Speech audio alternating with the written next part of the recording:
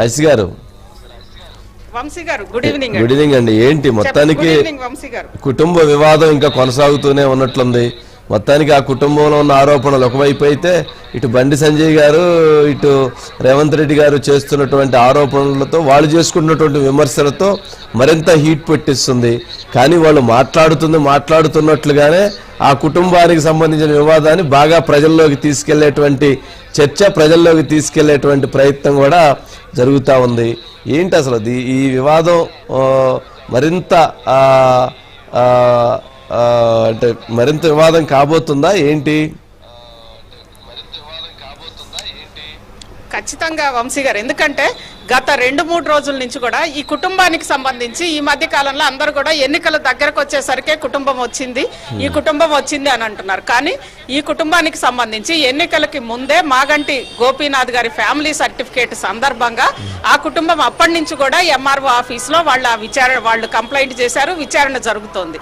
కానీ సరిగ్గా అంటే దీనికి సంబంధించి ఆ విచారణకి వాళ్ళు అటెండ్ అయిన నేపథ్యంలో వాళ్ళు మాట్లాడిన నేపథ్యాన్ని కరెక్ట్ గా అటు రేవంత్ రెడ్డి గారు, అంతకు మించి బండి సంజయ్ గారు, వంశీ గారు, బండి సంజయ్ గారు దాన్ని కరెక్ట్ గా క్యాచ్ చేసి, ముఖ్యంగా అంటే అసలు ఒక రకంగా కేసీఆర్ గారికి సంబంధించి కూడా ఆయన ఆందోళన వ్యక్తం చేశారు వంశీ గారు.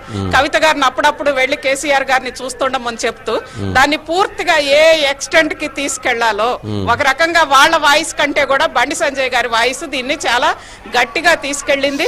ఖచ్చితంగా ఎందుకంటే ఇక్కడ జూబ్లీ హిల్స్ ఎలక్షన్ అనేది సెంటిమెంట్ మీద జరుగుతుంది వంశీ గారు. ఆ రోజు మాగంటి గోపీనాథ్ గారు ఆయన 3 సార్లు ఎమ్మెల్యేగా ఉన్నారు, టీడీపీ నుంచి, అదేవిధంగా బీఆర్ఎస్ నుంచి 2 సార్లు ఇలా ఎమ్మెల్యేగా ఉన్న మాగంటి గోపీనాథ్ గారు ఇక్కడ అందరికి కూడా అందుబాటులో ఉంటారు.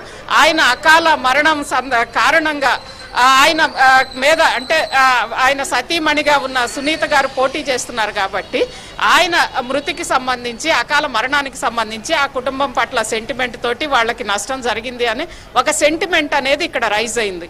అందులో జూబ్లీ హిల్స్ కాన్స్టిట్యున్సీలో ప్రధానంగా మహిళలు ఉన్నారు వంశీ గారు, మహిళలు ఉన్నారు. గోపీనాథ్ గారు సతీమణి పోటీ చేయడము, అదే విధంగా ఇటువైపు ఎక్కువగా మహిళలు ఉండటము, వీటన్నిటి కారణంగా కొంత సెంటిమెంట్ అనేది బాగా రాజుకొని ఉన్న నేపథ్యంలో ఈ ఫ్యామిలీ ఫైట్ వెళ్ళి ఒక్కసారిగా గేమ్ చేంజ్ చేసినట్లుగా కనిపిస్తోంది వంశీ గారు. అంటే గతంలో నామినేషన్ సందర్భంగా కూడా ఫ్యామిలీ వచ్చింది, కుమారుడు వచ్చారు, మాట్లాడారు, అంతా అయ్యింది. కానీ ఎప్పుడైతే తల్లి వచ్చి మాట్లాడిన వెంటనే బండి సంజయ్ గారు దాన్ని అందుకున్నారు. ఇక అక్కడి నుంచి కూడా సెంటిమెంట్ పోయి ఫ్యామిలీ ఫైట్ మొత్తం కూడా దీని చుట్టూ తిరుగుతోంది వంశీ గారు. ఖచ్చితంగా ఎన్నికల్లో ఇది ప్రభావం చూపుతోంది. సెంటిమెంట్ మోతాదుని తగ్గించే అవకాశం అయితే కనిపిస్తోంది. ఈ ప్రభావం జూబ్లీ హిల్స్ ఎన్నికల్లో పడింది వంశీ గారు. అంటే అజిత్ గారు, అంటే జనరల్ గా బండి సంజయ్ గారు రావటమే బాంబులు వేసుకుంటా వచ్చారు. కానీ ఆయన వేసినటువంటిది కాంగ్రెస్ మీద దాడి చేస్తే, కానీ అది పోయి బీఆర్ఎస్ మీద పడింది. బీఆర్ఎస్ దగ్గర అది పేలింది, అంతేనా? అంతే వంశీ గారు. ఎందుకంటే ఇక్కడ బండి సంజయ్ గారు 2 అంశాలు వంశీ గారు, ఆయన ఏమి సుదీర్ఘంగా స్పీచ్ ఇవ్వలేదు, విధానాలు ఇవన్నీ కూడా అన్ని పక్కన పెట్టేసి 2 అంశాలను తీసుకొచ్చారు. ఆ 2 అంశాల్లో సరే, ఒకటంటే మతానికి సంబంధించిన వివాదము, అది టోపీకి సంబంధించి, దాన్ని మనం ఎక్కువ చర్చించలేము. కానీ దాన్ని జనాల్లో కూడా ఎందుకో అది ఎక్కువగా పోలేదు. ఆ మతానికి సంబంధించిన ఒక విభజన అనేది జనాల్లోకి పోలేదు. కానీ ఇక్కడ కన్న తల్లికి సంబంధించిన సెంటిమెంట్ వంశీ గారు, అక్కడేమో గోపీనాథ్ గారి భార్యకు సంబంధించిన సెంటిమెంట్ తోటి వాళ్ళు బీఆర్ఎస్ ముందుకు వస్తే, కన్న తల్లిని ముందుకు తీసుకొచ్చి ఆ సెంటిమెంట్ ను మొత్తం కూడా ఒక రకంగా పల్సన చేసే ప్రయత్నం 100% జరిగింది వంశీ గారు. కన్న తల్లిని ముందుకు తీసుకురావడం అనేది, ఆ కన్న తల్లిని తీసుకొస్తూ ఆ కన్న తల్లిని మళ్ళీ కేసీఆర్ గారికి కూడా ముప్పు ఉంది, ఆయనకు కూడా ప్రమాదం ఉంది అని చెప్పడం అనేది కొంత ఆ బాంబు వెళ్ళి బీఆర్ఎస్ ముందు పేలింది వంశీ గారు. ఎక్కడికో ఇసిరేసిన బాంబు అదే అటు గురి తప్పి బీఆర్ఎస్ మీదకి పడింది వంశీ. అంటే కావాలని బీఆర్ఎస్ మీద వేయటానికి వ్యూహాత్మకంగా అటు దిప్పటి వేసారేమో అనిపిస్తుంది కదా, అంత తెలియకుండా ఉండరు కదా? ఖచ్చితంగా వంశీ గారు, ఖచ్చితంగా. ఎందుకంటే ఇక్కడ బీజేపీకి సంబంధించి ముఖ్యంగా జూబ్లీ హిల్స్ కాన్స్టిట్యున్సీలో మైనారిటీలు దాదాపు ఎక్కువ శాతం కన్సాలిడేట్ అయిన ఓటు బ్యాంక్ మైనారిటీలది వంశీ గారు. మిగిలిన ఓట్లు మెజారిటీ ఓట్లు. మెజారిటీ వర్సెస్ మైనారిటీ అనేది పోలరైజ్ కావట్లా. ఎందుకంటే బీఆర్ఎస్ అనేది అక్కడ ఉంది. బీఆర్ఎస్ అక్కడ మైనారిటీ ఓట్లు సరే కాంగ్రెస్ ఎంఐఎం కలిసి పోటీ చేస్తున్నాయి కాబట్టి మైనారిటీ ఓట్లు కాంగ్రెస్ వైపు వెళ్తే ఆ మెజారిటీ ఓట్లని బీఆర్ఎస్ తీసుకునే అవకాశం ఉంది. కాబట్టి ఖచ్చితంగా బీఆర్ఎస్ ఓట్ బ్యాంక్ ని కూడా కొంతవరకు చెదరగొడితేనే అవి బీజేపీ వైపు వచ్చే అవకాశం ఉంది వంశీ గారు. అందుకే మతంతో కాంగ్రెస్ ని తల్లి సెంటిమెంట్ తోటి బీఆర్ఎస్ ని రెండింటినీ కూడా ఒకేసారి ఒక్క బాంబు వేస్తే రెండింటి మీద పడింది వంశీ గారు. రైట్ అజిత్ గారు, అట్లాగే అసలు ఏంటి పేరుకే అభ్యర్థులు, అసలు పోటీదారులు వేరు, డివిజన్ల వైజ్ గా అసలు మొత్తం మంత్రులు ఇటువైపు ఏమైనా ఒకవైపు తుమ్మల నాగేశ్వరరావు గారు ఖమ్మం నుంచి వచ్చి ఆయన ఒక డివిజన్ లో యుద్ధం చేస్తుంటే కరెక్ట్ గా అక్కడే తీసుకొచ్చి మళ్ళీ పువ్వాడ అజయ్ పెట్టారు, మళ్ళీ అక్కడ మళ్ళీ వాళ్ళిద్దరి మధ్య యుద్ధం. అంటే ఏ జిల్లాకు ఆ జిల్లాకు సంబంధించిన ఆ డివిజన్ నాయకుల దగ్గర అక్కడ పెట్టడంతో అభ్యర్థుల సంగతి ఏమో కానీ వీళ్ళ మధ్య యుద్ధాలు బాగా మొదలైనట్లుంది. ఏంటి ఆ యుద్ధం? వంశీ గారు, ఇది నిజంగానే జూబ్లీ హిల్స్ ఎన్నిక ఒక కాంప్లికేటెడ్ గా ఒక విచిత్రంగా ఉంది వంశీ గారు. మనందరికి కూడా తెలుసు గతంలో KNY పతంజలి గారు ఉన్నారు వంశీ గారు, ఆయన రాసిన దొమ్మి న్యాయం అని, అది కరెక్ట్ గా ఇక్కడ జూబ్లీ హిల్స్ లో జరుగుతోంది.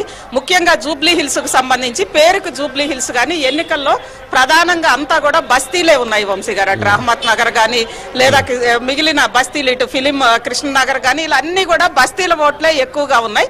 అదే విధంగా ఇతర ప్రాంతాల నుంచి వచ్చిన సెటిలర్స్ వాళ్లే ఉన్న నేపథ్యంలో ఎవరికి వాళ్ళు ఇక్కడికి వచ్చి ఎవరి ప్రాంతానికి సంబంధించి ఎవరి కులానికి సంబంధించి ఎవరి మిగిలిన అంశాలకు సంబంధించి వర్గానికి సంబంధించి వాళ్ళు ఇక్కడ ఇంపాక్ట్ చేయడానికి అందరూ కూడా మోహరించారు వంశీ గారు. అందులో ఇక్కడికి వచ్చేసరికి జనరల్ గా ఇప్పుడు ఎవరినన్నా రోడ్డు మీద పోయే వాళ్ళని జూబ్లీ హిల్స్ లో కాంగ్రెస్ అభ్యర్థి ఎవరు, ఇటు బీఆర్ఎస్ అభ్యర్థి ఎవరు, బీజేపీ అభ్యర్థి ఎవరు అంటే వెంటనే చెప్పలేరు వంశీ గారు. ఎందుకంటే అభ్యర్థులు అనే వాళ్ళు వెనక్కి వెళ్ళిపోయారు. అటు రేవంత్ రెడ్డి వర్సెస్ కేటీఆర్ లేదా వర్సెస్ బండి సంజయ్ ఇలా ఒకవైపు వెళ్ళిపోతే ఇంకొక వైపు వంశీ గారు ముఖ్యంగా ఇక్కడ ప్రధానంగా ఒక సామాజిక వర్గం, అటు తుమ్మల గారు అదే విధంగా ఇటు పువ్వాడ అజయ్ గారు, ఆ సామాజిక వర్గానికి సంబంధించి ఓట్లు బీఆర్ఎస్ క్యాండిడేట్ ఆ సామాజిక వర్గమే. దాంతో పాటు ఇక్కడ ఎక్కువ సంఖ్యలో అటు మధురా నగర్ గాని ఇటంతా కూడా ఆ సామాజిక వర్గం ఇన్ఫ్లుయెన్స్ చేస్తుంది. దానికి సంబంధించి అసలు ఖమ్మంలోనే ఇద్దరు సై అంటే సై అంటారు వంశీ గారు, తుమ్మల గారు అండ్ ఇటు పువ్వాడ అజయ్ గారు. ఇక్కడికి వచ్చి ఆ సామాజిక వర్గం టార్గెట్ గా ఇద్దరు యుద్ధం ఇక్కడ అంటే సరే గత ఎన్నికలు అయిపోయినాక ఇప్పుడు వాళ్ళిద్దరు కూడా ఎవరు ఆ ఓట్లు ఎవరివి, ఎవరు ఇక్కడ లీడర్ అని అనేది నిరూపించుకోవాల్సిన అవసరం వచ్చింది, నిరూపించుకుంటున్నారు వంశీ గారు.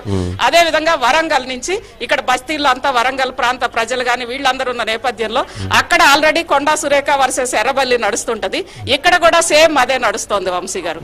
అదే విధంగా ఈవెన్ ఇటు నల్లగొండ నుంచి కోమటిరెడ్డి వర్సెస్ జగదీశ్వర్ రెడ్డి, ఇక్కడ కూడా అందరూ కూడా మాజీ మంత్రులు వర్సెస్ తాజా మంత్రులు వంశీ గారు.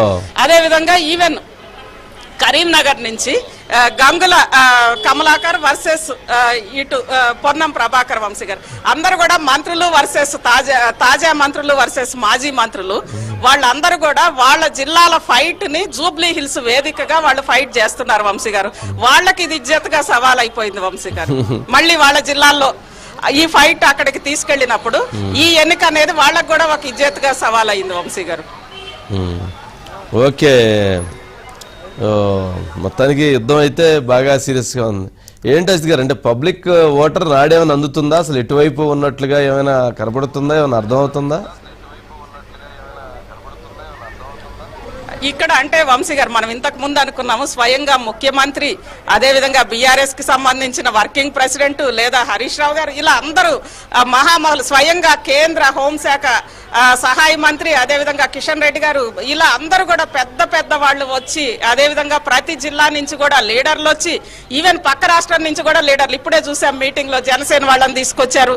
ఇలా అన్ని చోట్ల నుంచి అందరు వచ్చి మోహరించిన ఎక్కడా కూడా అసలు రోడ్డు మీద పోతుంటే చూస్తున్నాము, ఎక్కడ కూడా ఒక్క ఓటర్ కూడా పెదవి విప్పి అసలు ఇక్కడ అసంతృప్తి గాని సంతృప్తి గాని ఇక్కడ ఉన్న దీనికి సంబంధించి అదే విధంగా అసలు ఏది కూడా చెప్పట్లేదు వంశీ గారు. అత్యంత గుంభనంగా ఉన్నారు. మళ్ళీ చాలా క్రౌడీగా ఉంటది జూబ్లీ హిల్స్ కాన్స్టిట్యున్సీ, అన్ని కూడా బస్తీలు ఉన్నాయి కాబట్టి చాలా క్రౌడీగా ఉంటది. ఇటు మనం యూసఫ్ గూడ గాని లేదా శ్రీనగర్ కాల్ అన్ని ఉన్నాయి, కానీ అత్యంత గుంభనంగా ఓటర్ ఉన్నాడు వంశీ గారు. అంటే పూర్తిగా రాజకీయ పార్టీలని ఓటర్ ఈ రోజు గుప్పిట్లో పెట్టుకొని రహస్యాన్ని ఆడిస్తున్నాడు వంశీ గారు. ఓకే ఓకే రైట్ అజిత్ గారు, రైట్, థ్యాంక్ యూ. ఇక బండి సంజయ్ గారు